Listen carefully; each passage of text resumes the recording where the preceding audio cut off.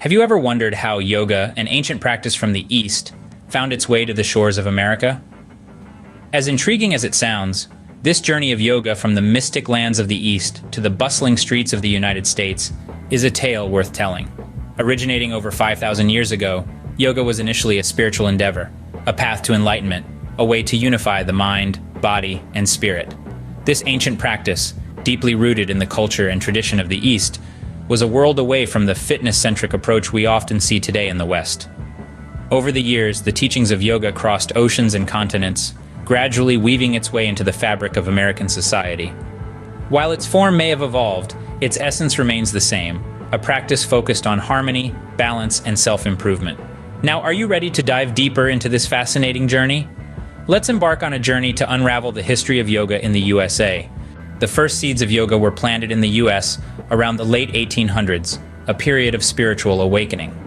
This was a time when the Western world was beginning to explore Eastern philosophies and spiritual practices in earnest. A significant catalyst of this exploration was Swami Vivekananda's visit to the United States in 1893. This charismatic and learned monk from India was a key figure in introducing the philosophy and practice of yoga to the West. He came to America to attend the World's Parliament of Religions in Chicago, where he gave a series of lectures that captivated his listeners. Swami Vivekananda's teachings emphasized the universal truths underlying all religions, and he introduced the concept of yoga as a science of the mind, a practical means of achieving spiritual enlightenment. His ideas resonated deeply with the intellectual elite of the time. Many were intrigued by this ancient practice that promised a path to inner peace and self-realization. This fascination was not just confined to the intellects, but also extended to artists, authors, and thinkers who found in yoga a source of inspiration and a pathway to explore the depths of human consciousness.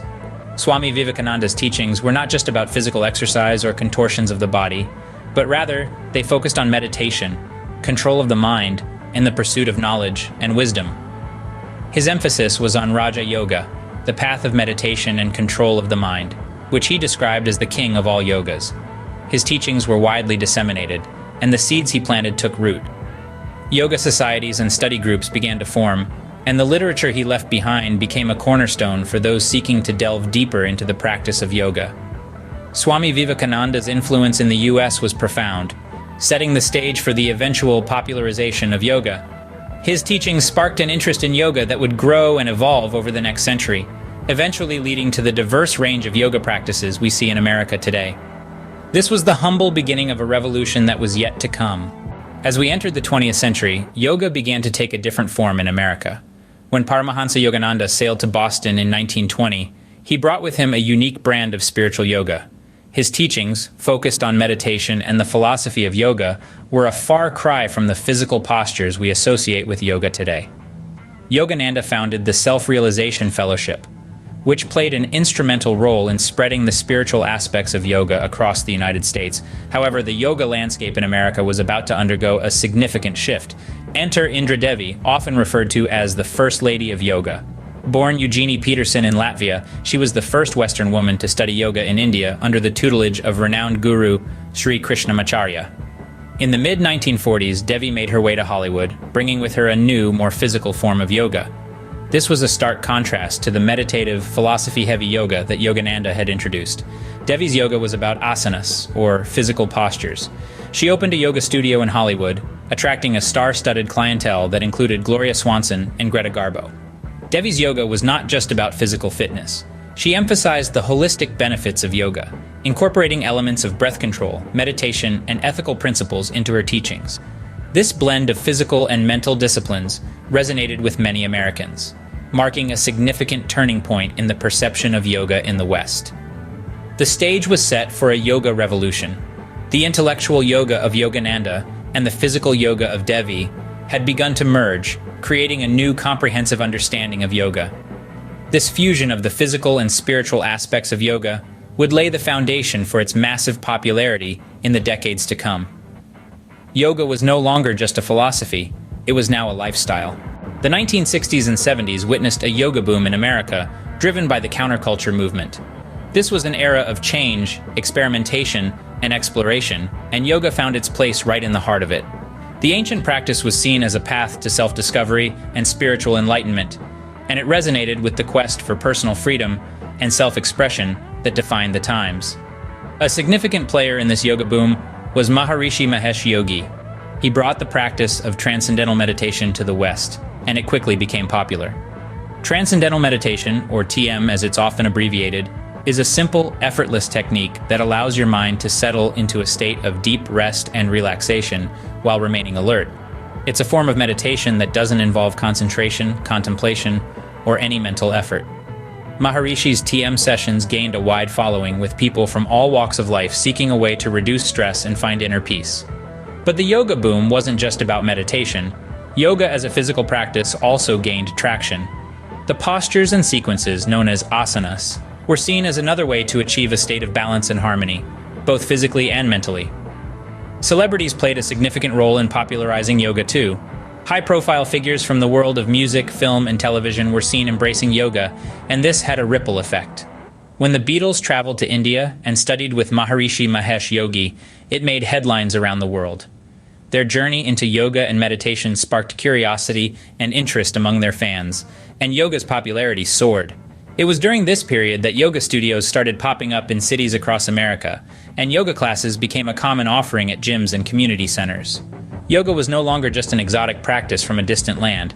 It was a part of everyday life in America. As the counterculture movement of the 60s and 70s faded, yoga remained. Its appeal was not just a fad, but something deeper and more enduring. Yoga had now become a mainstream practice. In the 21st century, yoga has become an integral part of American fitness culture. It's no longer just an obscure practice from distant lands.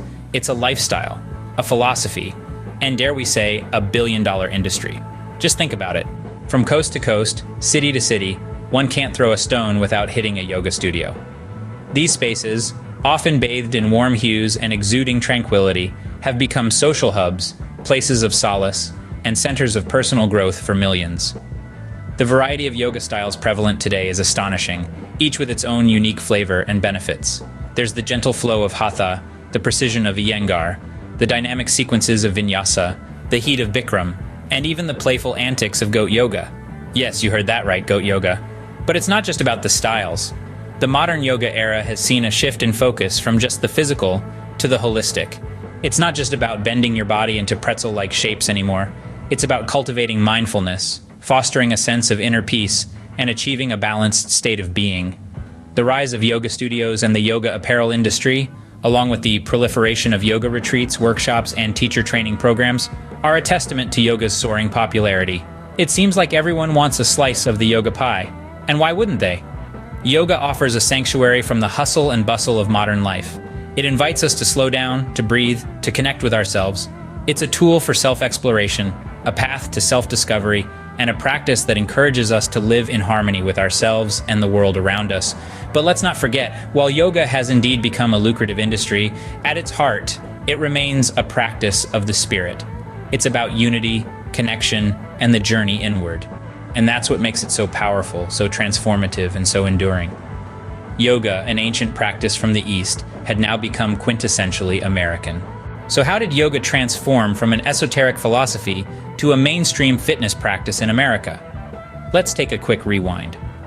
Yoga first came to the United States as a mysterious Eastern philosophy. Early adopters, intrigued by its spiritual roots, began incorporating it into their lives. As we journeyed into the 20th century, yoga evolved, adapting to the changing times and needs. It was seen as a tool for health and wellness, a reprieve from the fast-paced nature of modern life. Then came the yoga boom, a period of explosive growth and popularity. Yoga studios popped up everywhere, and yoga was no longer seen as just a spiritual practice, but also a physical one. In our present day, yoga stands tall as a popular fitness regime, with a rich history and a variety of styles to choose from. Its transformation is a reflection of its versatility and the universal appeal it holds. Yoga's journey in America is a testament to its adaptability and universal appeal.